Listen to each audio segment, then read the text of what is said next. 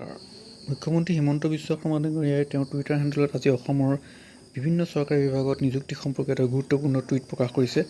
এই টুইটটো কি আমি এবাৰ চাওঁ আহক। তেওঁ লিখিছে, আমাৰ যুৱক যুৱতীসকলৰ বাবে আমি বিভিন্ন বিভাগত ৩৫,০০০ নতুন পদৰ এটি নিয়োগ আঁচনি অভিযান আৰম্ভ কৰিবলৈ ওলাইছোঁ, যিসমূহৰ নিয়োগ প্ৰক্ৰিয়া অহা বৰ্ষৰ এপ্ৰিল মাহৰ ভিতৰত সম্পূৰ্ণ হ'ব। ১,০০,০০০ নিযুক্তিৰ পাছত এয়া আমাৰ অন্যতম বৃহৎ পদক্ষেপ। ৰাজ্যৰ নিবনুৱা যুৱক যুৱতীসকলৰ মুখত হাঁহি বিৰিঙাটো আমাৰ এক অন্যতম বৃহৎ লক্ষ্য।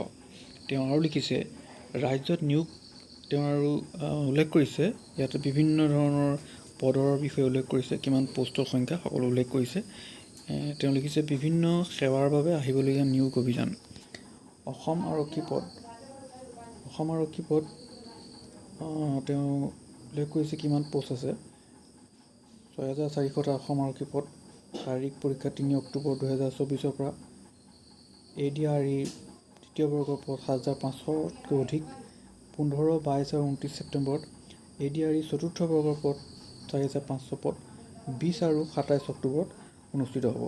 আৰু প্ৰাথমিক আৰু মাধ্যমিক শিক্ষা বিভাগৰ ১৩,০০০ৰ অধিক পদৰ বাবে শীঘ্ৰেই বিজ্ঞাপন প্ৰকাশ কৰা হ'ব।